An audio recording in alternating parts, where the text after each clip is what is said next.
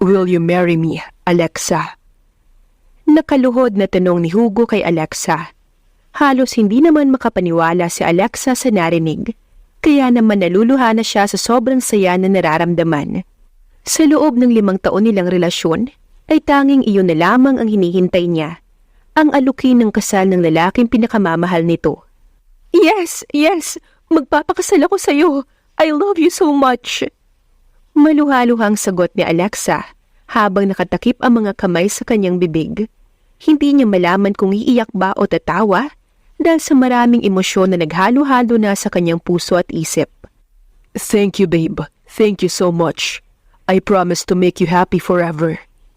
Naluluha na ring saad ni Hugo. God knows kung gaano niya kamahal si Alexa. Ito na kasi ang buhay niya at hindi siya makakapayag na mawala pa ang babae sa kanya. Kaya naman inaya niya na itong magpakasal. I know, ako din. Wala akong ibang gagawin kundi ang mahalin ka forever. Saad naman ni Alexa, habang hindi mapigil ang luhang pumapatak mula sa kanyang mga mata. Iyon ay luha ng kaligayahan. Nagyakap sila at pinagsaluhan ang matamis na halik. Isang gabi ay inaya ni Hugo na magbar si Alexa para mag-celebrate sa nalalapit nilang kasal. I want this night to be the happiest night for us, babe. Let's celebrate. Ani Hugo. Okay, sunduin mo na lang ako dito dahil sira ang kotse ko, pwede ba? Malambing na saad ni Alexa. Oo naman, syempre. Sige, I'll be there at 8 o'clock. Bye. Masayang tugon naman ni Hugo. Mabilis na lumipas ang oras at sumapit na ang gabi. Hindi pa man 8:00 ng gabi, ay naroon na si Hugo para sunduin na si Alexa. Excited na kasi siya na makasama ang nobya na magsaya. You're too early, babe. Sorry ha, I'm not yet ready. Pakihintay mo na lang ako, please. Malambing na saad ni Alexa. Hindi pa man kasi siya tapos maglagay ng makeup, ay nariyan na agad si Hugo. Okay, babe. Take your time dahil maaga pa naman. Saka you know that I'm always willing to wait kung para sa'yo. Nakangiti na ani Hugo. Kaya naman umupo na muna ito sa sofa at nagpa siyang manood ng TV. Wala ang mga magulang ni Alexa dahil nasa abroad ang mga ito para sa isang business meeting. Kaya tanging mga katulong lamang ang kasama ni Alexa sa bahay. Hindi naman masyadong nainip si Hugo sa paghihintay kay Alexa dahil maya-maya lamang ay bumaba na rin ang dalaga sa suot na simpleng dress na hanggang tuhod. Ngunit kitang-kita ang kurba ng katawan nito at litaw na litaw ang natural na ganda. Kahit na nga light makeup lamang ang nilagay niya sa muka, ay talaga namang mapapawaw ang sino mang lalaki kay Alexa. Bagay na bagay pa ang mahabang buhok na natural ang pagkaitim at bagsak na akala mo'y ni-rebond. Kung ilalarawan mo siya in one word, siya ay Diyosa. Kaya naman napangangat napatulala na lamang si Hugo sa ganda ng kanyang nobya. Hey, babe! Natatawang ani Alexa, sabay halik sa pisngi nito. Tila naman natauhan si Hugo nang halikan siya sa pisngi ni Alexa. Sa kanya ipinilig ang ulo para bumalik ang tila na walang katinuan sa utak ng nobyo. Sorry babe, ang ganda mo kasi. Alam mo bang you're too simple, yet so beautiful. Napakaswerte ko dahil you're mine. Feeling proud namang saad ni Hugo. Saka masuyong hinalikan si Alexa sa labi. Halos ayaw na sanang pakawalan ni Hugo ang mga labi ni Alexa. Kaya naman si Alexa na ang bumitaw sa ilang minutong halik na iyon. Kaya naman tila nabitin si Hugo. Enough babe, may tamang panahon para dyan at yun ay sa araw ng ating kasal. Nakangiting saad ni Alexa. Natatawa siya sa itsura ni Hugo dahil kitang-kita talaga na nabitin ito sa paghalik sa kanya.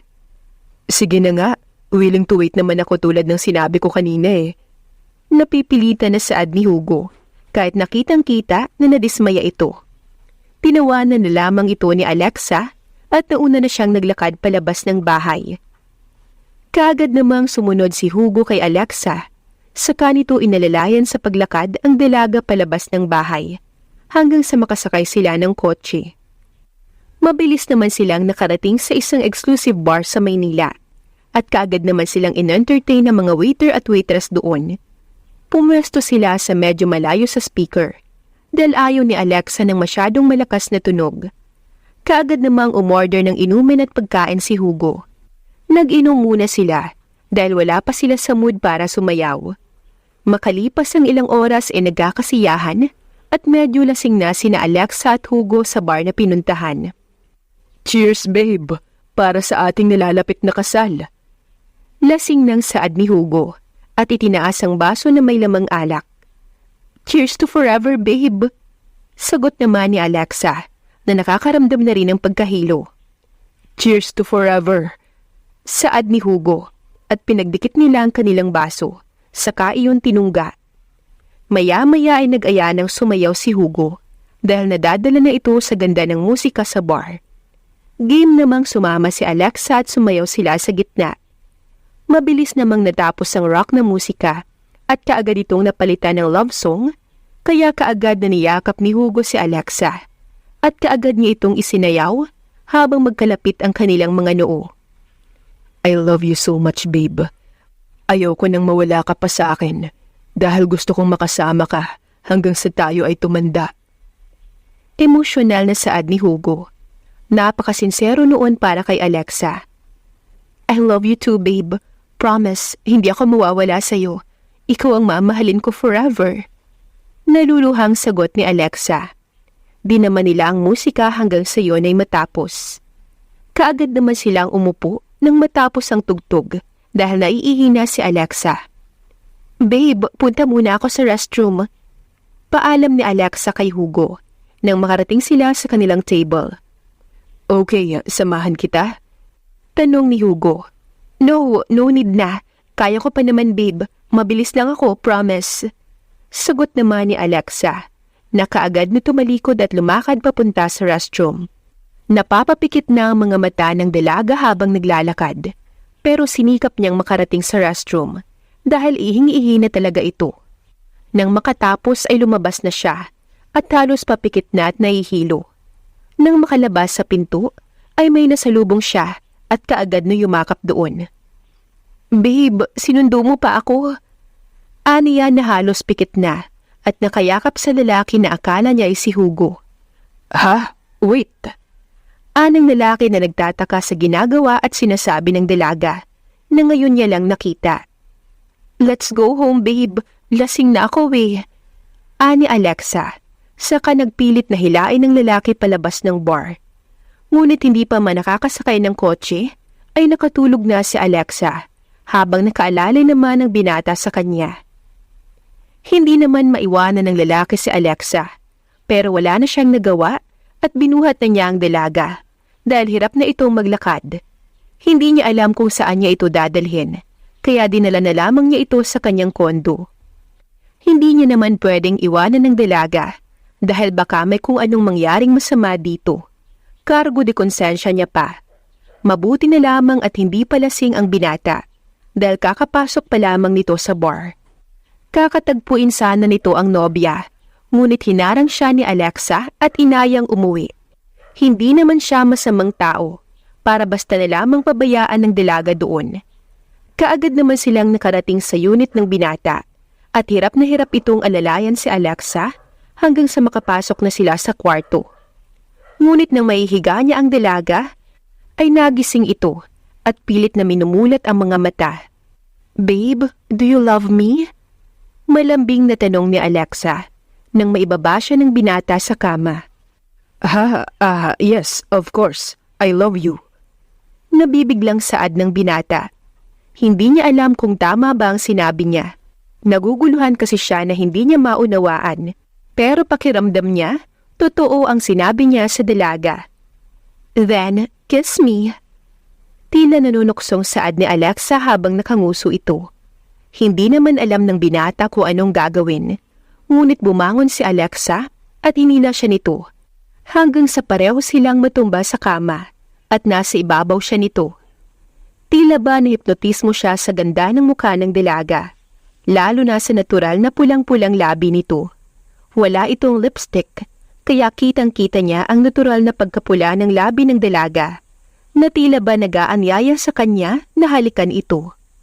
Kaya naman, dahan-dahan ay hinagkan niya ang dalaga. Napakatamis ng labi nito na nagpainit bigla sa kanyang katawan at pumukaw sa init ng kanyang katawan hanggang sa ang masuyong halik ay naging mapusok at lumalim. Itinulak siya ni Alexa at sumusuray-suray itong tumayo sa kama.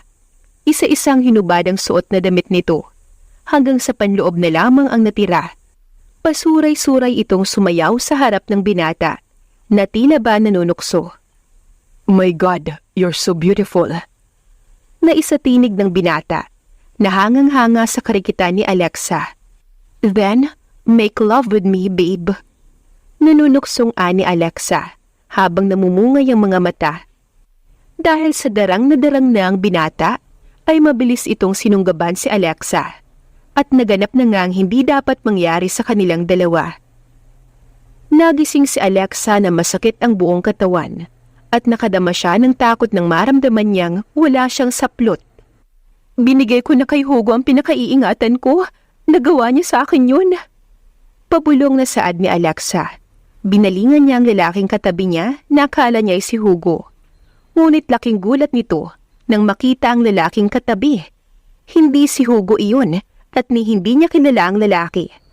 Napasigaw si Alexa, sabay pinagpapalo niya ang binata na hindi niya kilala. "Oh, anong?"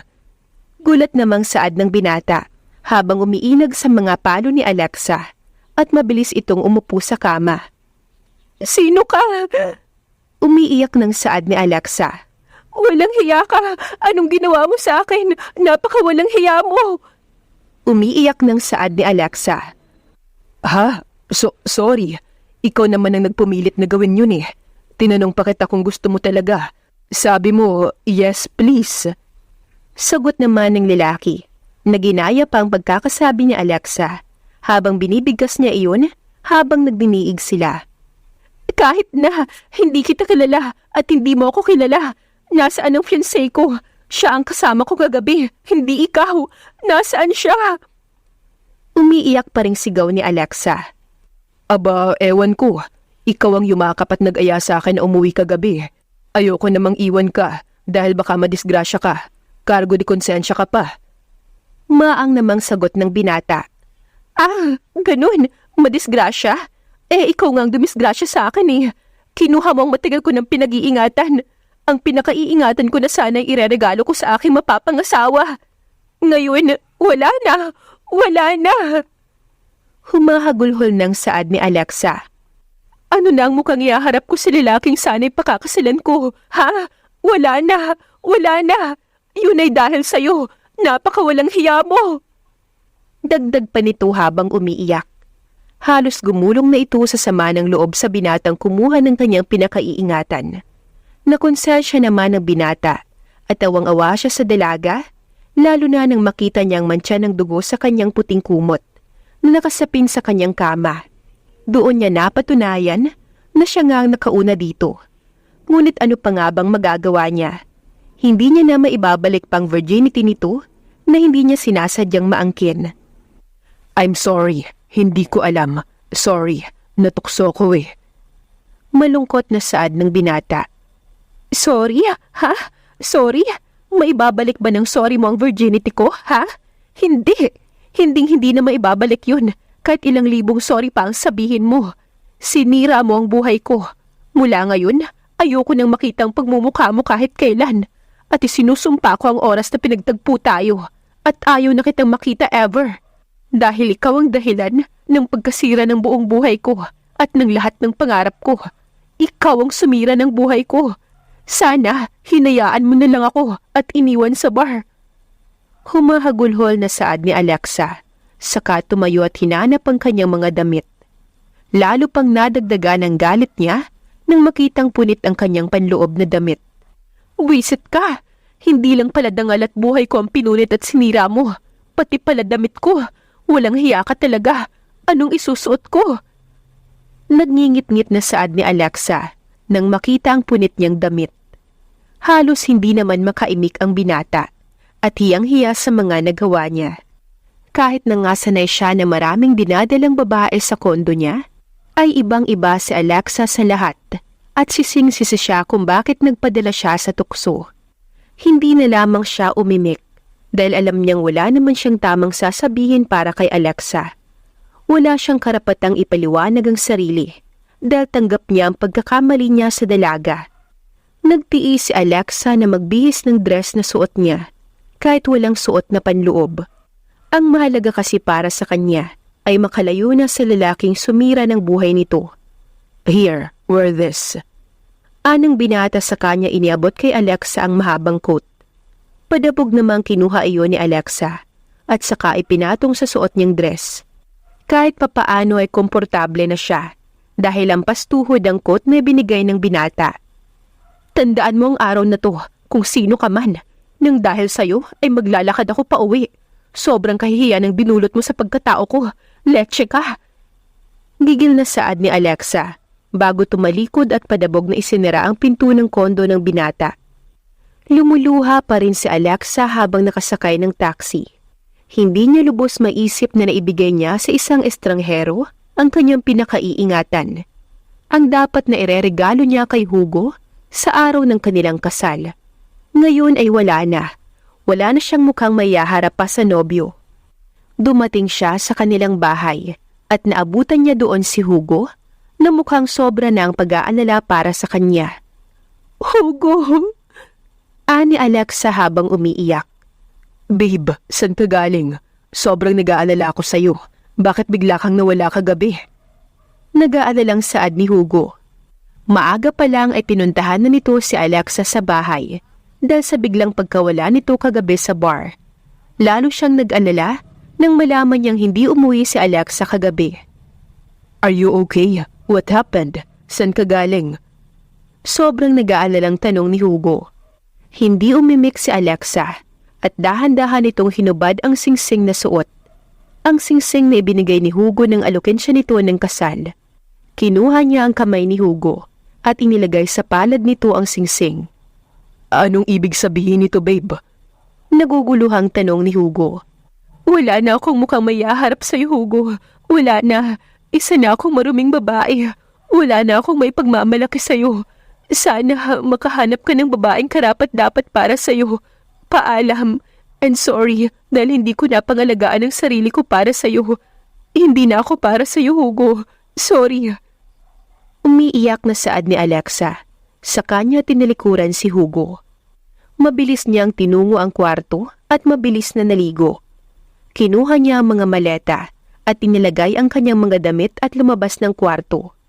Akala niya ay wala na si Hugo, ngunit inabutan niya pa rin ito sa sala at halatang hinihintay ito. "Alexa, mag-usap tayo. Hindi yung ganito. Hindi ko maintindihan. Kung ano man ang nangyari sa'yo ay wala akong pakialam. Mahal kita at tanggap kita kahit ano pa yung pinagdadaanan mo." Umiiyak ng saad ni Hugo. Mahal din kita, Hugo. Pero tapusin na natin to. Hindi na ako karapat-dapat sa pagmamahal mo. Salamat sa lahat. Sa lahat-lahat. Hindi ka mawawala sa puso at isip ko kahit kailan. Lalo nang masasaya nating pinagsamahan. Kalimutan mo na ako at ibaling sa ibang pagmamahal mo. Paalam." Ani Alexa, saka tinalikuran si Hugo. Wala nang nagawa pa si Hugo kundi ang lumuha. Mahal na mahal niya si Alexa at dahil sa pagmamahal na yun, ay igagalang niya ang desisyon nito. Handa niya itong palayain dahil alam niya na may mabigat itong dahilan, sapat upang unawain niya. "Alexa!" Sigaw niya bago pa makasakay sa kotse ang dalaga. "Ingat ka. Sana mahanap mo yung ikakasaya mo. Kung ano man ang dahilan mo, nauunawaan ko dahil mahal kita.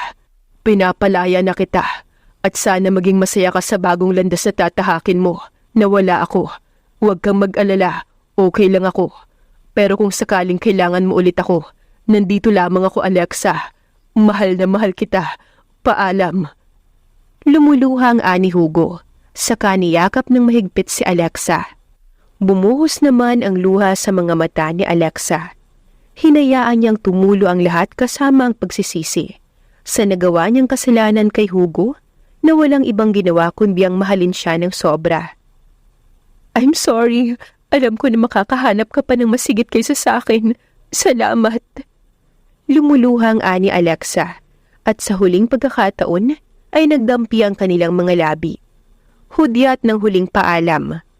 Nagbitaw sila at sumakay na si Alexa sa kotse papuntang airport. Nang makaalis si Alexa, ay saka naman lumabas ang emosyon ni Hugo. Masaganang lumandas ang kanyang mga luha mula sa kanyang mga mata. Napakasakit lang dahil sa isang iglap ay biglang nawala sa kanyang babaeng pinakamamahal at inakala niya na siyang makakasama niya habang buhay. Hindi na siya naglakas loob pa na tanungin kung bakit, dahil baka lalo lamang siyang masaktan sa dahilan ni Alexa. Kaya naman, laylay ang balikat ni Hugo na umalis sa bahay ni na Alexa. Mabuti na lamang at nakabili si Alexa ng special ticket dahil mayroong hindi dumating na mga pasahero biyaheng Amerika. Sa Amerika niya bubuuin ang nadurog niyang pagkatao. Hindi niya kasi alam kung paano haharapin si Hugo. Ngayong nawala na ang lahat sa kanya. Isang maruming babae na ang pakiramdam ni Alexa sa kanyang sarili. Baka sakaling sa Amerika ay mabuong muli ang kanyang sarili.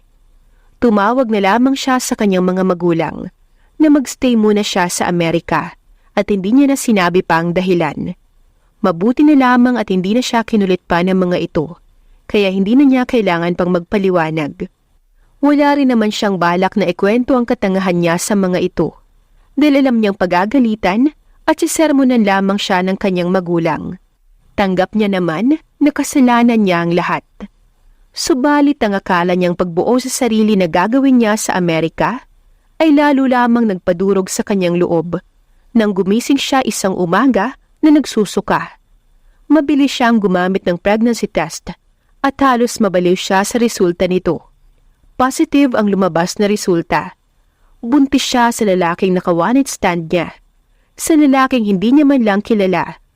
Halos masira ang buhay ni Alexa noon. Mabuti na lamang at naroon din ang kaibigan niyang si Tanya. Tinawagan niya kaagad ito upang sabihin ang kanyang problema. Hello? Sagot ni Tanya sa kabilang linya.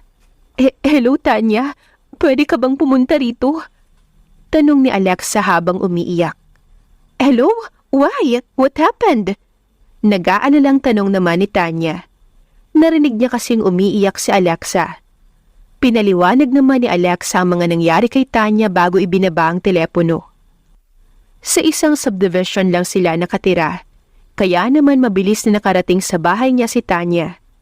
Best, what happened to you? Are you okay?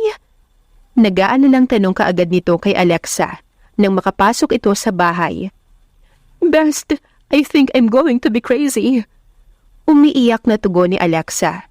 Nilapitan naman ito ni Tanya para yakapin. I'm pregnant. Tugon ni Alexa, saka lalong lumakas ang hagulhol nito. What? Doon ba yan sa lalaking naka-one night stand mo na hindi mo man lang kilala? Na akala mo ay si Hugo? Ani Tanya na puno ng pagkabigla.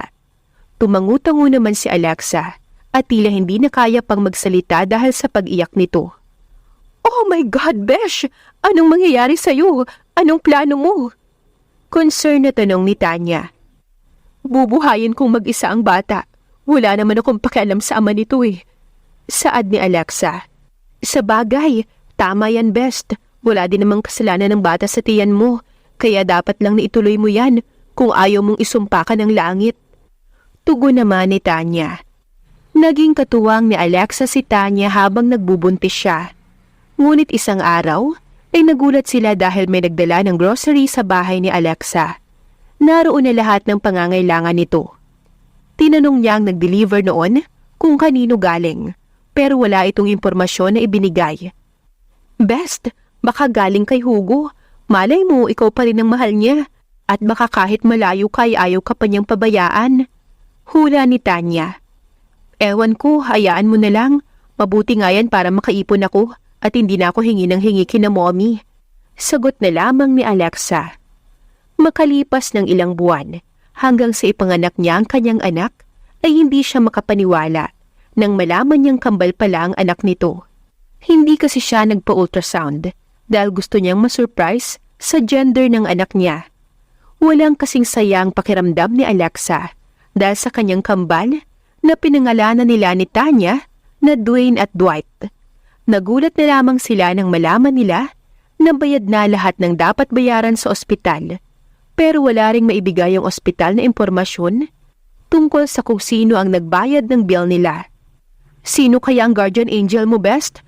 Baka naman ang parents mo. Pinaalam mo na ba sa kanila na may anak ka na? Puno ng pagtatakang ani Tanya. Hindi pa eh. Hindi pa nga rin nila alam na hiwalay na kami ni Hugo. Sagot ni Alexa. Ano? Bakit ba kasi ayaw mong sabihin sa kanila ang totoo? Nagtatakang tanong ni Tanya. You know my parents well at napaka-istrikto nila. Hindi ko pa alam kung paano ko sasabihin sa kanila na ang nag-iisa nilang anak ay nabuntis ng isang hindi kilalang lalaki. Natatakot ako, Tanya. Baka itakwil nila ako. Malungkot na sagot ni Alexa. Sa bagay, nakakatakot nga si Tito kapag nagagalit. Pero malay mo, baka kapag nakita nila ang kambal ay baka lumambot din ang puso nila kahit para na lang sa mga bata. Ang cute kaya ng mga anak mo, sarap ngang kurutin ng pisngi. Saad naman ni Tanya, habang tuwang-tuwa at nanggigigil sa kambal. Tigilan mo ang mga anak ko, Tanya. Baka mausog mo yan, mahirap na. Natatawang ani Alexa. Usog? Hoy, girl, wala tayo sa Pilipinas, no? Walang usog dito sa States. Hindi nga nila alam ang sakit na yan eh. Sagot naman ni Tanya. Saka sila nagtawanan na magkaibigan. Pero alam mo, Tanya, nang makita ko ang mga anak ko, parang bigla akong lumakas. Parang naging matatag ako at handa akong gawin ang lahat para sa mga anak ko. Ilalaban ko sila at kahit anong mangyari ay walang sino man na makakape sa mga anak ko. Seryosong saad ni Alexa. Natouch naman si Tanya dahil sa sinabi ng kanyang kaibigan. Sa bagay, ayon nga sa mga matatanda, iba na kapag nanay na. Hindi niya pa kasi yun alam kasi hindi pa naman siya nagiging ina. I'm so proud of you, friend. Kaya mo yan at tandaan mo nandito lang naman ako palagi para alalayan ka. Saad naman ni Tanya, saka niyakap ang kaibigan. Makalipas ang 5 taon, ay bumalik si Alexa sa Pilipinas dala ang kambal na anak niya. Napakagwapo ng kambal ni Alexa na pinagtitinginan ng mga tao. Tuwang-tuwa ang mga tao sa kambal dahil sa pagkakyut ng mga ito. Tumuloy sila sa kondo na binili ni Alexa. Iniutos niya iyon sa kanyang kaibigan na si Tanya na siyang sumalubong sa kanila sa airport. Nauna na kasing umuwi si Tanya sa kanila sa Pilipinas dahil nga inutusan niya itong maghanap ng kondo na tamang-tama para sa kanilang mag-iina. Ayaw niya pa kasing umuwi sa bahay nila dahil hindi pa siya handa na magpakita sa mga magulang niya. Hindi niya pa alam kung paano sasabihin na nabuntis siya ng ibang lalaki at sa kasawiang palad ni hindi niya alam ang pangalan ng ama ng kambal dahil sa galit niya dito noon. Pero hindi na yon mahalaga kay Alexa dahil kaya niya namang buhayin ang kanyang mga anak. Kahit wala pa siyang trabaho dito sa Pilipinas, ay may naipon naman siya sa Amerika at sapat iyon para mabuhay silang mag-iina hanggat hindi pa siya nakakahanap ulit ng trabaho. Wala naman kasi siyang pinagkagastusan sa Amerika dahil hindi niya alam kung bakit araw-araw ay may nagpapadala sa kanila ng grocery. Pinilit niyang alamin kung sino bang nagpapadala pero hindi niya nalaman. Inisip niya na baka si Hugo kaya hinayaan niya na lang. Ang kukyut naman ng mga baby na yan ng ninang. Namiss ko kayo mga babies. Ani Tanya habang pisil-pisil ang mukha ng kambal. Hoy Tanya, huwag mong pangigilan yung pisngi ng mga anak ko, pwede ba? Saway naman ni Alexa sa kaibigan. Sorry naman friend, ang cute-cute kasi ng mga anak mo eh. Sino ba kasing ama ng mga yan nang makapalahi din ako? Natatawang ani Tanya. Sira ulo. Natatawa ring saad ni Alexa. Puwera biro friend, sino nga bang ama ng kambal? Seryosong tanong ni Tanya. Napaupo si Alexa at iniwan ang mga prutas na inaayos niya sa mesa. Hindi ko nga alam kung sino. Basta, gwapo siya at maabs, pero hindi ko siya kilala. Ani Alexa. Ikaw naman kasi eh. Pakaldag ka ng pakaldag nang hindi mo man lang muna inalam kahit pangalan. Biro ni Tanya. Sira, akala ko kasi si Hugo yun. Hindi ko naman alam na ibang lalaki pala ang niyakap ko sa bar at inaya kong umuwi habang lasing ako. Hiyang-hiya ako nun, alam mo ba? Kaya dinaan ko na lang sa galit para hindi niya mahalata na nahihiya ako sa kanya. Sagot naman ni Alexa. Natatandaan mo pa ba ang muka? Curious namang tanong ni Tanya. Ay, oo girl. Siyempre naman. Kahit kailan ay hinding-hindi ko makakalimutan ang pagmumukha ng lalaking yun, no? Pero sana, wag nang magkrus ang landas namin. Dahil natatakot ako dahil baka kunin niya ang mga anak ko. Natatakot ako, friend. Kaya nga ayoko sana umuwi dito sa Pilipinas eh. Kaso gusto ko namang dito sa Pilipinas lumaki ang mga anak ko. Kahit papaano, mahal ko ang bansa natin, no? Biro pang ani Alexa. Sus, pero hindi nga malayong mangyari ang sinasabi mo, friend. Paano kung bigla kayo magkasalubong ng ama ng mga bata? Tanong naman ni Tanya. Hay nako, wag mo nang problemahin yun. Siya nga pala, may interview ako ngayon sa kumpanyang inaplayan ko. Ikaw na munang bahala sa mga inaanak mo, ah. Maliligo na ako. Nagmamandaling ani Alexa. Okay sis, as expected, yaya for the day ang peg ko ngayon. Di bali, ang cute naman ang aalagaan ko eh. Kaya go girl, kaya mo yan. Natatawang ani Tanya. Nagmamadaling pumunta sa kumpanyang inaplayan si Alexa dahil malilate na siya para sa interview. Nakaupo siya sa mga nakahilerang mga aplikante hanggang sa tawagin ang pangalan nito. Miss Santos, ikaw na ang sunod. Tawag ng babaeng empleyado. Thank you, miss. Ani Alexa saka pumasok sa opisina ng CEO. Mag-a-apply kasi siya bilang isang executive secretary. Good morning, sir. Bati niya sa CEO. Nakaupo ito sa swivel chair at nakatalikod kaya hindi makita ni Alexa ang mukha nito. Ngunit bakit nakadama yata siya ng kakaibang kaba nang makita niya ang likod ng CEO. Mukhang biglang naging pamilyar ang likod nito para kay Alexa. Biglang lumakas ang tibok ng puso niya ng mga sandaling yun na hindi niya mawari. Kulang na lamang ay tumalbog ang puso niya at tumalon dahil sa lakas ng tibok noon. Good morning, Miss Santos. Anito saka humarap sa kanya. Nanlaki ang mga mata ni Alexa nang humarap ang CEO. Ikaw? Hindi makapaniwalang ani Alexa nang makilala ang CEO. Kunot na kunot ang noon nito. Kaya ganoon na lamang ang kabang nararamdaman niya kanina. Bigla tuloy siyang nagsisi kung bakit doon pa siya nag-apply. Napalunok pa ng laway si Alexa nang mabasa ang pangalan ng CEO na nasa table nito. Enrique De Silva? Basa niya sa pangalan nito. Kilala kasi ang mga De Silva bilang isa sa pinakamayaman sa buong Pilipinas. Kaya hindi siya makapaniwala na isa palang CEO ang naka-one-night stand niya. Yes, my name is Enrique De Silva, the father of your twin.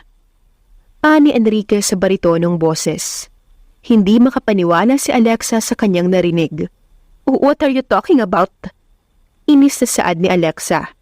Matapos tayong maghiwalay nung araw na yon, ay pinahanap kita agad sa aking private detective. Mula nang umalis ka papuntang Amerika, ay alam ko lahat ng nangyayari sa'yo. Kaya alam ko rin na nandito ka na at naghihintay lamang ako ng pagkakataon para puntahan kayo.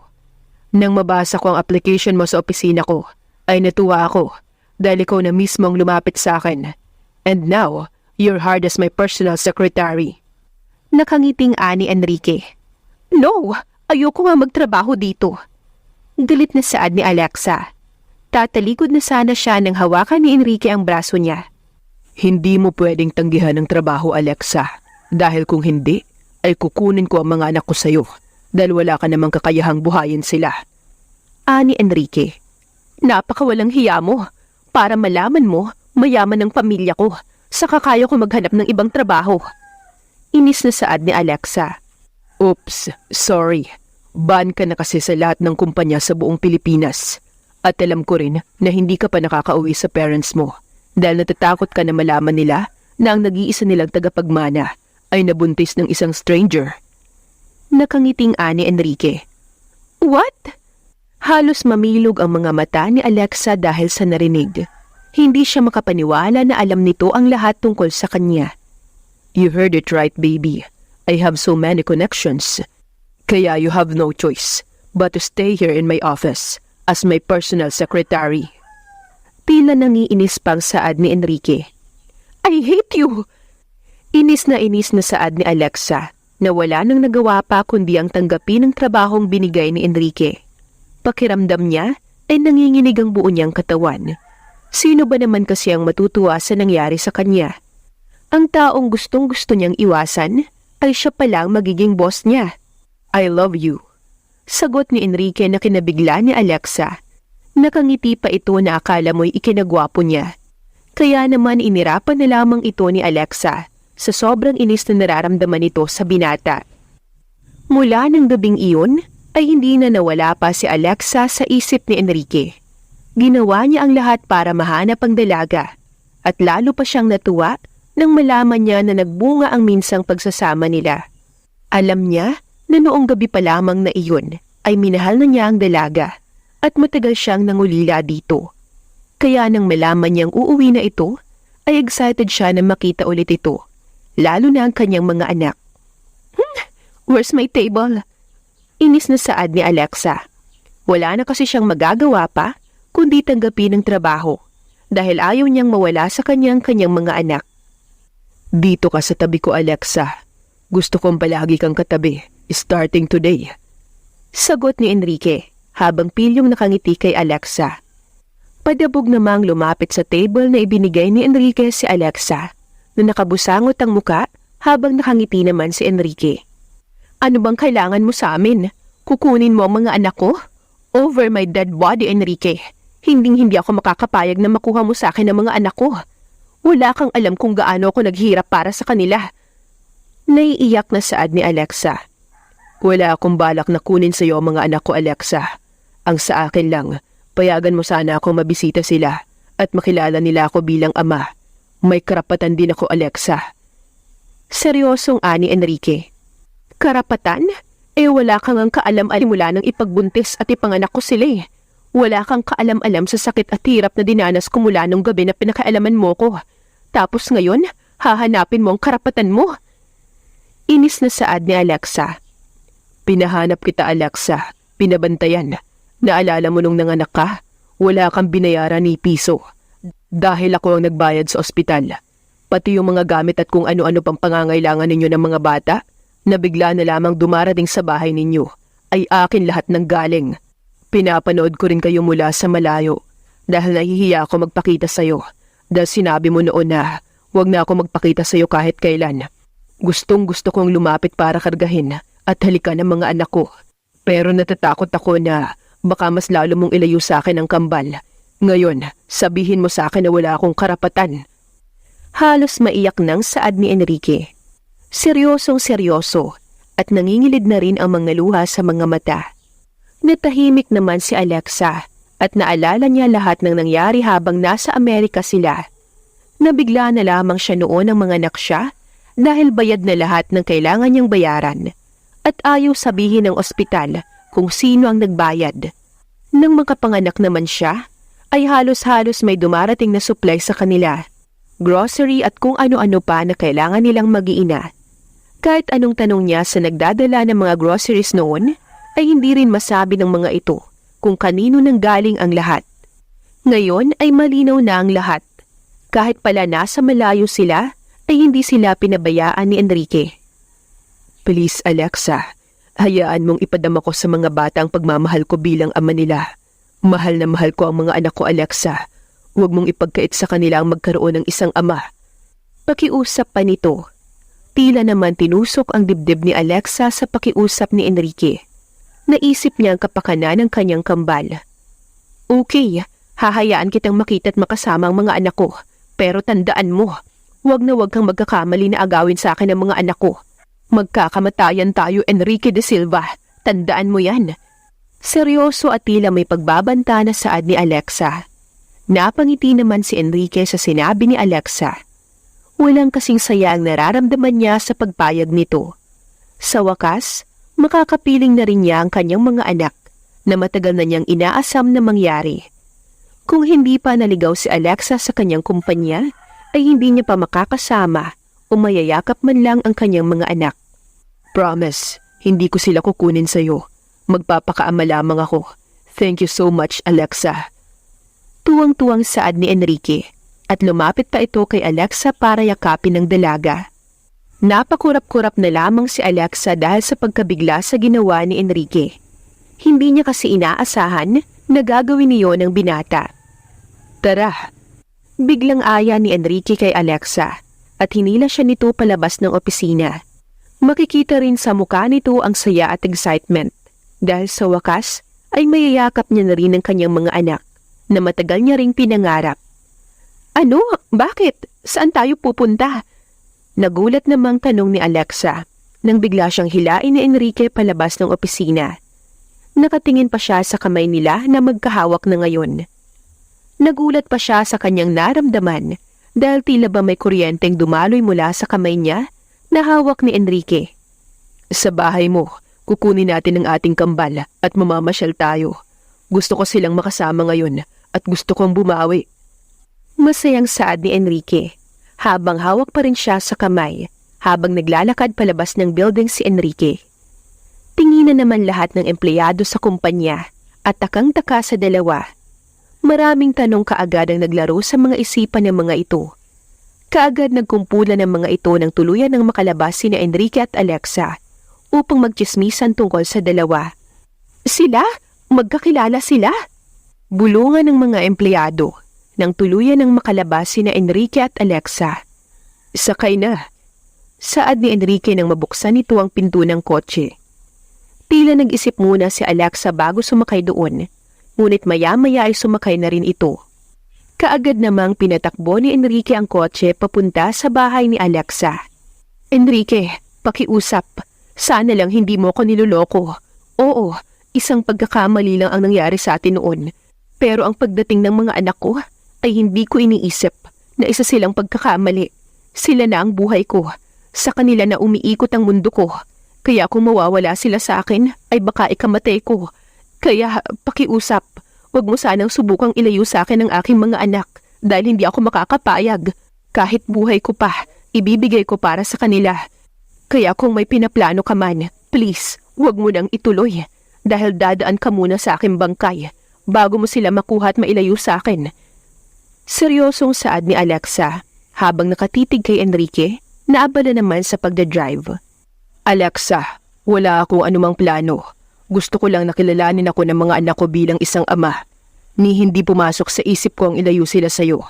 Ang makasama sila kahit minsan lang ay sapat na para sa akin, Alexa. Kaya wag mo nang pahirapan ang sarili mo sa pag-iisip ng kung ano-ano. Wala akong masamang balak at hindi ko sila kukunin sa'yo. Kaya relax ka lang. Nakangiting tugon ni Enrique. Aasahan ko yan, Enrique. Tuparin mo sana ang pangako mo. Seryoso pa ring sagot ni Alexa. Saka ito tumingin sa labas. Katahimikan nang namagitan sa kanilang dalawa hanggang sa makarating sila sa kondo ni Alexa. Inabutan nilang naglalaro ang mga bata habang nanonood naman ng TV si Tanya. Daddy! Pasigaw na saad ng kambal nang makapasok sila Enrique at Alexa sa bahay. Hindi naman makapaniwala si Alexa dahil sa pagtawag ng dalawa na daddy kay Enrique. Kahit na nga hindi pa kilala ng mga ito ang kanilang ama.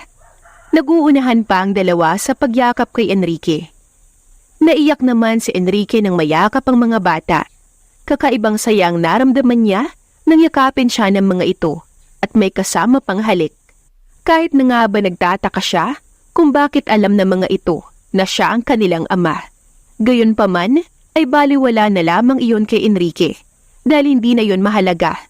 Basta ang alam niya ay masaya siya na sa wakas ay nayakap na rin niya ang kanyang mga anak. Mga anak ko! Naluluhang ani Enrique habang yakap pa rin ng mahigpit ang kambal. Best, sino siya? Takang tanong naman ni Tanya habang pinapanood ang mag-aama. Enrique, she's Tanya, my friend. Tanya, meet Enrique de Silva, my twin's father. Pakilala ni Alexa sa dalawa. Napanganga si Tanya sa sinabi ng kaibigan. Siya? Ang gwapo niya, Best. Seryoso ka? Sigurado ka na siya ang ama ng kambal? Baka nagkakamali ka lang. Hindi makapaniwalang saad ni Tanya. Sira, hindi na ako lasing nun bago kami maghiwalay, kaya alam kong itsura at pagmumukha niya. Kaya't manahimik ka na dyan. Tulungan mo na lang akong bihisan ng mga bata. Aalis tayo. Ipapasyal daw ni Enrique ang mga bata. Pabulong na saad ni Alexa kay Tanya. Ikaw best ha? Magaling ka ring pumili. Mas gwapo pa talaga kaysa kay Hugo. Kinikilig na saad pa ni Tanya. Che, tumigil ka na dyan. Huwag mong idamay si Hugo. May asawa na yung tao eh. Sige na, bihisan mo na si Dwight. Ako na ang bahala kay Dwayne. Wika ni Alexa habang pinipigilan ng inis sa kaibigan. Hindi kasi nauubusan ng sasabihin si Tanya, kaya nakukulitan na siya rito. Okay, sagot naman ni Tanya na kinikilig pa rin kay Enrique. Pumunta sila sa MOA at kung saan-saan pang magagandang lugar. Pinamili pa ni Enrique ng mga damit, sapatos at mga laruan ng mga bata. Kaya naman masayang-masaya ang mga bata. Kulang na lang ay bilhin nito ang buong mall sa dami ng mga pinamili nito. Thank you, Daddy! Saad pa ng kambal kay Enrique. Anything for both of you mga anak. Alexa, for you. Saad ni Enrique sabay abot kay Alexa ng isang gold necklace. Nabigla naman si Alexa sa binigay ni Enrique. Hindi naman kasi siya umaasa na bibigyan siya nito. Ang makita niyang masaya ang mga anak niya ay sapat na para sa kanya. Wala rin naman kasi siyang kailangang bilhin para sa kanyang sarili. Hindi mo kailangang gawin yan, Enrique. Sapat na ang pinamili mo para sa mga bata. Masaya na ako dun. Saad ni Alexa. Alexa, ito ay pasasalamat ko lamang sa'yo dahil hinayaan mo kung kilalanin ng aking mga anak. Huwag mong isipin na suhol ito o ano paman. Nakangiti namang tugon ni Enrique. Naunawaan naman ni Alexa ang ibig nitong sabihin, kaya napilitan siyang tanggapin na lang ang binibigay nito. Ngunit hindi niya inaasahan na ito pa mismong magsusuot sa kanya ng necklace na yon. Muli ay nakadama siya ng kuryente nang dumikit ang kamay ni Enrique sa batok niya. Kaya naman napapikit na lamang siya upang labanan ang kakaibang pakiramdam na yun. Hindi niya gusto ang pakiramdam niya na yun at natatakot siya sa maaaring idulot nito para sa kanila ng kanyang mga anak. Sa wakas ay naikabit na ni Enrique ang kwintas at masaya itong tinignan ng nakasuot sa kanya. Perfect. Bagay na bagay sa iyo, Alexa. Lalo kang gumanda. Masayang bulalas ni Enrique. Matapos niyang suriin ang itsura ni Alexa, nasuot ang necklace na bigay nito. Kilig na kilig naman si Tanya habang pinapanood ang dalawa. Ibang chemistry ang nakikita niya sa mga ito, kaya naman masaya ito habang humahagik-hik. In fairness, best, ang ganda ng kwintas ha? Sana all na lang talaga may Enrique na magbibigay ng gold necklace. Kinikilig na saad ni Tanya. Pinandilata na lamang ng mata ni Alexa si Tanya, kaya kinarga na lamang nito si Dwayne. Ano, are you hungry babies? Tanong ni Enrique sa mga bata. Yes, Daddy, we're hungry. Malambing na tugon ni Dwight habang nakahawak ito sa kamay ni Enrique. I want Jollibee! Masiglang sigaw ni Dwayne. Nagpababa ito kay Tanya at tumawak sa magkabilang kamay ni Enrique. Okay, kakain tayo sa Jollibee. Masayang sagot ni Enrique. Saka inakay na ang kambal papuntang Jollibee. Sumunod na lamang sina Tanya at Alexa sa mag-aama. Napakasaya ni Alexa ng mga oras na yon habang tinitignan ng kanyang mag-aama. Aasa ba siya na dumating ang araw na makakasama na nga nila si Enrique? Natawa na lamang si Alexa sa kanyang naiisip. Naluloka na siguro siya para mangarap ng ganoon. Hindi niya nga alam kung single si Enrique o baka nga may asawa na ito. Kaya naman napahinga ng malalim si Alexa sa isiping iyon. Hindi na siya dapat umasa dahil baka masaktan lang siya. Napansin naman ni Tanya ang pananahimik ni Alexa. Best, okay ka lang? Curious na tanong ni Tanya. Ha? Oo naman, okay lang ako. Masaya lang ako para sa mga anak ko. Matagal na rin kasi nilang hinahanap ang daddy nila, kaya deserve nila ang sayang nararanasan nila ngayon. Seryosong tugon ni Alexa. Tama ka, kahit ako'y masaya dahil ngayon ko lang nakita ang mga anak mo na ganyan kasaya. Iba talaga kapag kasama ng mga bata ang kanilang ama. Tugon naman ni Tanya. Kaya nga natatakot ako eh. Baka kasi hindi mapanindigan ni Enrique ang sinimulan niya at baka isang araw ay bigla na lang siyang hindi magpakita sa amin. Paano na ang mga anak ko? Kawawa ang mga anak ko kapag nangyari yun. Malungkot na saad ni Alexa. Oo nga, sana naman panindigan niya na yan. Kawawa naman ang mga anak niya. Tugon naman ni Tanya. Natigil ang usapan ng dalawa nang lumapit si Enrique. Alexa, doon na lang tayo. Mas malaki ang space. Ani Enrique at itinuro ang isang bakanting pwesto sa may dulo. Sige, ikaw ang bahala. Tugon ni Alexa sa kapilit ng ngumiti. Let's go kids. Masayang alok ni Enrique sa mga bata. Masaya namang humawak ulit sa kamay ni Enrique ang dalawang bata. Hanggang sa pagkain ay asikasong-asikaso ni Enrique ang mga bata. Kaya naman tuwang-tuwa ang mga ito. Napapangiti na lamang si Alexa habang pinapanood ang mag-aama. Ang sarap kasi nilang tingnan. Ang sarap pala kapag buo ang kanilang pamilya. May katuwang siya sa pag-aalaga sa kanyang mga anak. Pero hanggang pangarap na lamang iyon. Dahil kahit kailan ay hindi iyon mangyayari. Dahil sa naisip ay hindi niya na namalayan na tumulo na ang kanyang luha. Napansin naman kaagad iyon ni Enrique. Alexa, are you okay? Nagtatakang tanong nito. Aha, oo naman, masaya lang ako para sa mga bata. Napangiti naman si Enrique sa sinabi ni Alexa. Naunawaan niya ito dahil kahit siya ay sobrang masaya rin ang nararamdaman. Masaya ako para sa inyo ng mga bata, best. Sana maging isang buong pamilya na nga kayo. Kitang-kita naman natin kung paano alagaan at mahalin ni Enrique ang mga bata. Sa tingin ko, magiging mabuting ama siya sa kambal. And I'm sure din na magiging mabuting asawa siya sa'yo. Halos pabulong na saad ni Tanya, habang tila naluluha rin dahil sa kaligayahan na nadarama para sa kanyang kaibigan. Hindi niya ako mahal, Tanya.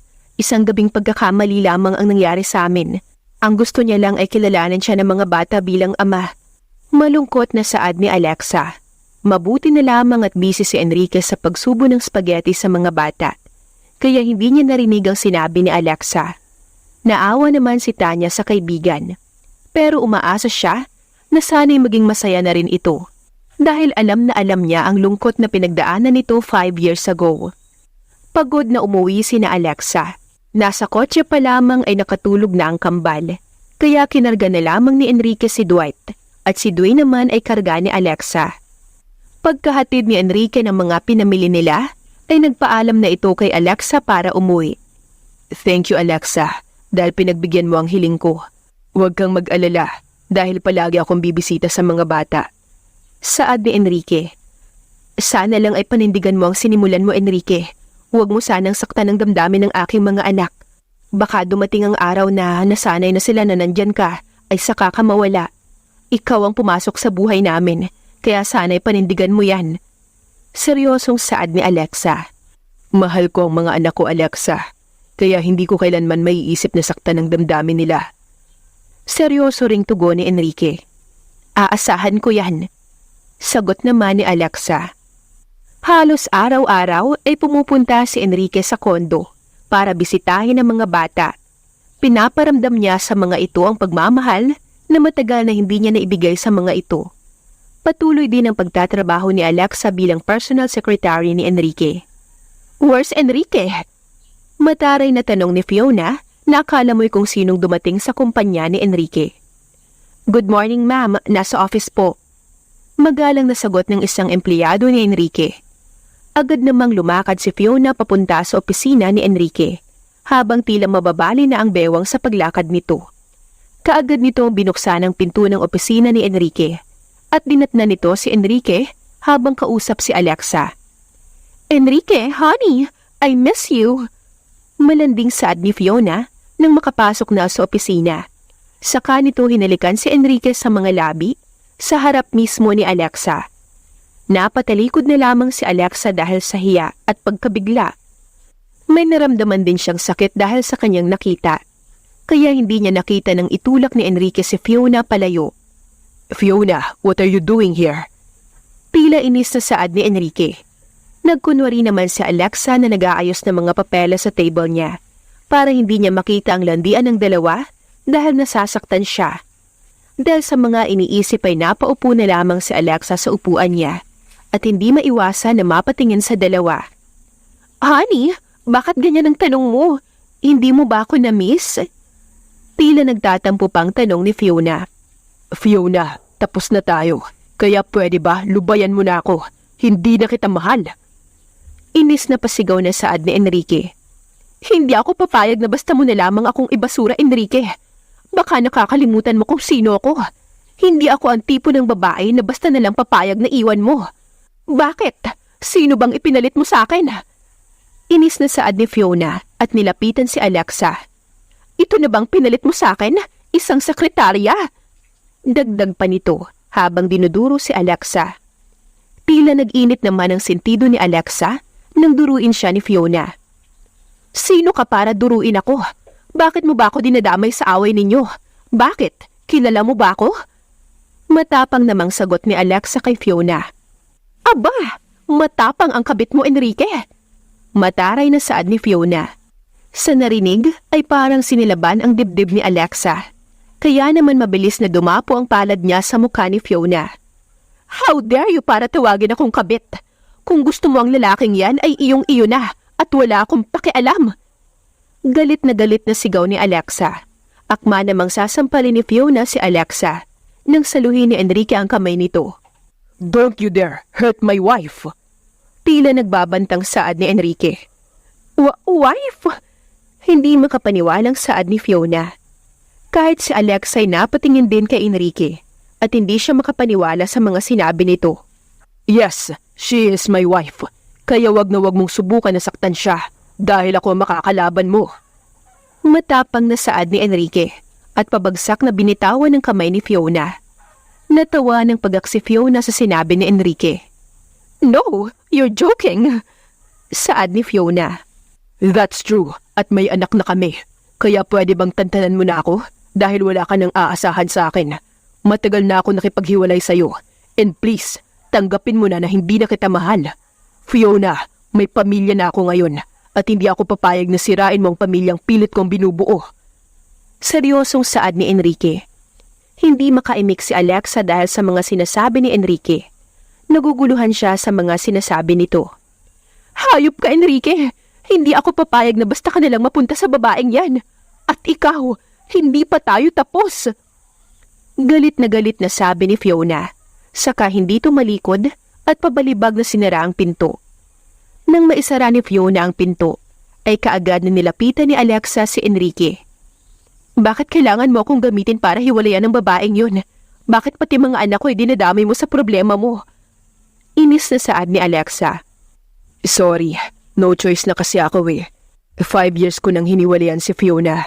But till now, ay ayaw niya pa rin akong tigilan. Ginugulo niya pa rin ako. Hindi ko na alam kung anong gagawin para layuan niya lang ako. Tugon naman ni Enrique.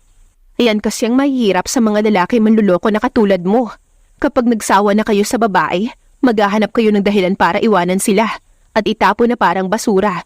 Tapos ngayon pati kami ng mga anak ko dinamay mo pa. Inis na saad ni Alexa. Sa hindi siyang gusto kong makasama habang buhay, masama ba yun? Alangan namang pilitin ko ang sarili ko sa taong hindi ko naman gusto. Saka totoo naman na may anak na tayo, hindi ba? Sagot naman ni Enrique. Oo, but I'm not your wife. Inis na tugon ni Alexa. But you will be my wife. Tugon naman ni Enrique na kinagulat ni Alexa. Halos hindi siya makapagsalita sa sinabi nito. Nabigla si Alexa sa sinabi ni Enrique. Hindi siya makapagsalita dahil sa pagkabigla. Basta niya na lamang kinuha ang kanyang bag at lumabas ng opisina. Ayaw niyang umasa na magkakatotoo ang sinabi ni Enrique. Hindi niya nga alam kung nagbibiro lamang ito o hindi. Oo, sa konting panahon ng pagsasama nila ni Enrique, ay unti-unti nang nahulog ang kanyang loob dito. Unti-unti ay natutunan niya itong mahalin at nasasaktan siya sa katotohanan ng naroon lamang si Enrique dahil sa mga anak nila at hindi para sa kanya. Hindi siya nito mahal at hindi siya nito kayang mahalin kahit kailan. Sa mga araw-araw na lumilipas habang magkasama sila Enrique sa opisina, ay halos ayaw niya itong kausapin dahil ayaw niya nang maungkat ang sinabi nito sa kanya. Ayaw niya nang balikan iyon dahil baka hindi na niya mapigilan pa ang sarili. Ilang linggo na ring hindi ito bumibisita sa mga bata sa hindi niya malamang dahilan. Sa totoo lang, nangungulila na siya dito at hinahanap niya ang presensya nito sa bahay. Namimiss niya nang makita itong nakikipaglaro sa mga bata. Naaawa na rin siya sa kambal dahil palagi na lamang nitong hinahanap ang kanilang ama. Nahihiya naman siyang magtanong kung bakit dahil baka iba ang isipin nito. Linggo ng gabi ay bumisita ulit si Enrique sa mag-iina. Inabutan niya ang mga ito na naglalaro habang busy sa pagpindot ng laptop si Alexa. "Daddy!" Halos sabay na sigaw ng dalawang bata nang pumasok si Enrique. Naguunahan ang mga ito sa pagpakarga sa ama habang nagtatawanan. Nagulat naman si Alexa sa pagdating ni Enrique. Hindi niya naman kasi inaasahan na darating ito dahil nga ilang linggo na rin itong hindi bumibisita. Nakaramdam siya ng tuwa nang makita itong karga ang mga bata. Maya-maya ay lumapit si Enrique kay Alexa at may iniabot na bulaklak na nakasuksok pala sa likod ng pantalon nito. "For you, Alexa." Nakangiting ani Enrique, sabay abot ng bulaklak. Napangiti naman si Alexa at kinikilig naman itong kinuha ang bulaklak. "Ay, si Mommy kinikilig. Daddy, kiss mo si Mommy, please." Naglalambing na saad ni Dwayne. "Oo nga po, Daddy. Kiss mo si Mommy." Dagdag pa ni Dwayne na tuwang-tuwa na akala mo ay matanda na habang kinikilig at tumatalon-talon pa ito habang pumapalakpak. "Oh, narinig mo? Hindi pwedeng hindi pagbigyan ng mga bata, Alexa. Malulungkot sila." Nakangiting ani Enrique habang nakatitig sa mga mata ni Alexa. "Kayo ha? Pinagkakaisahan niyo ko?" Natatawang saad ni Alexa. "Sige na, Mommy. Kiss Daddy na, please." Tila nakikiusap si Dwayne habang nakapouty lips. "Naku, kayo talaga. Sige na nga, isa lang ha." Tila napipilitan namang sagot ni Alexa. Marahang hinalika ni Enrique si Alexa sa labi habang tuwang-tuwa at pumapalakpak pa ang kambal.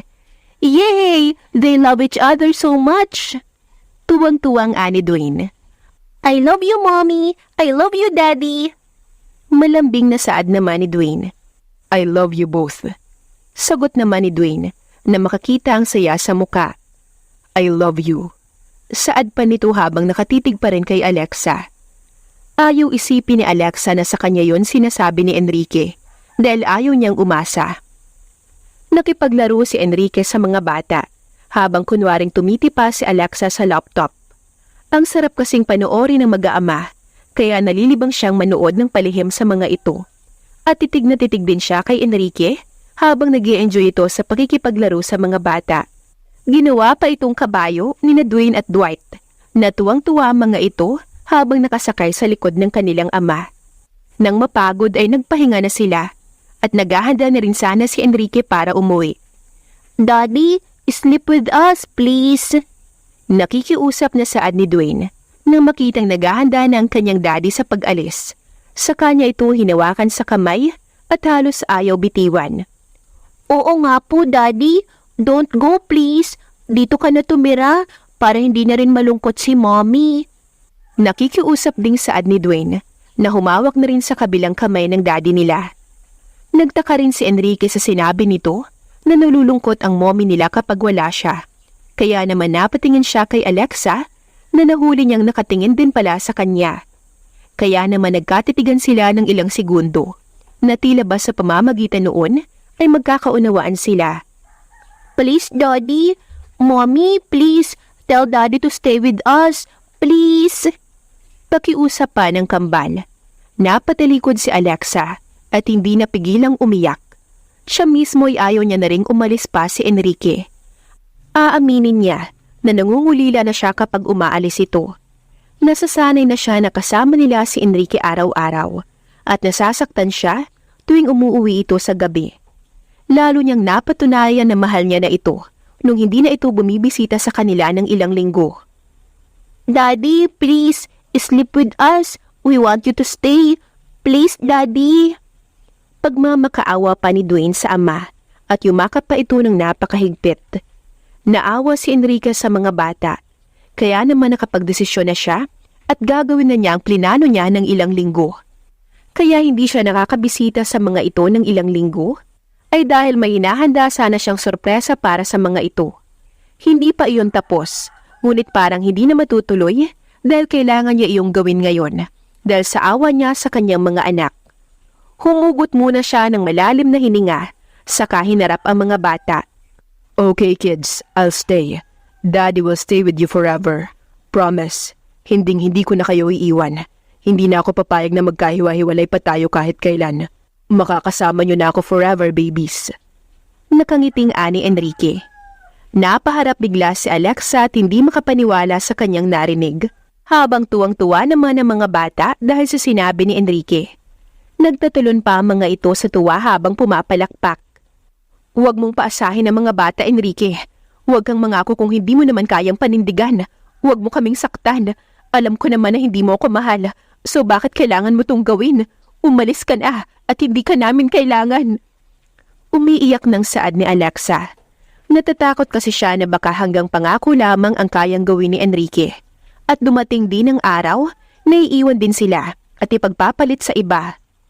Hindi ko kayo sasaktan, Alexa. Sagot naman ni Enrique at bigla itong lumuhod. Nagtaka naman si Alexa kung bakit nakaluhod si Enrique.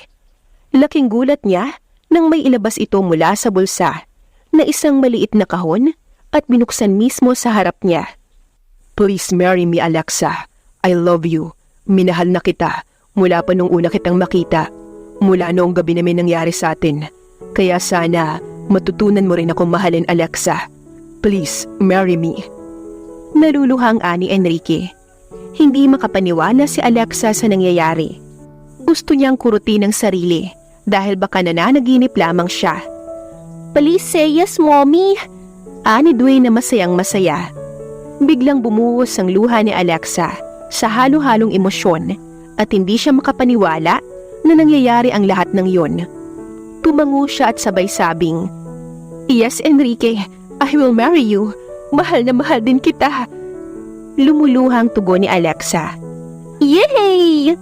Sabay na sigaw ng kambal at nagtatulon sa tuwa habang pumapalakpak.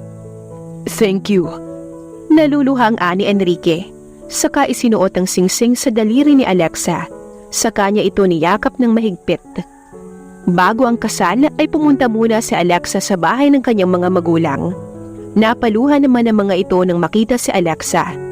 Nagulat man ang mga ito nang ipakilala ni Alexa ang kanyang mga anak, ay nakita niya naman sa mga mata nito ang kaligayahan, habang yakap at hinahalikan ng mga ito ang kanilang mga apo. Hindi na rin kumontra pa ang mga ito sa balak na pagpapakasal ni na Alexa at Enrique. Tuluyan na ring pinalaya ni Fiona si Enrique dahil may nakilala na rin itong lalaki na tunay na nagmamahal sa kanya. Nagkita na rin muli sina Hugo at Alexa at nagkapatawaran na silang dalawa. Makalipas ang isang buwan, ng paghahanda ay idinaos ang marangyang kasal ni na Enrique at Alexa. Mula noon ay nagsama na sila hanggang sa dulo ng walang hanggan.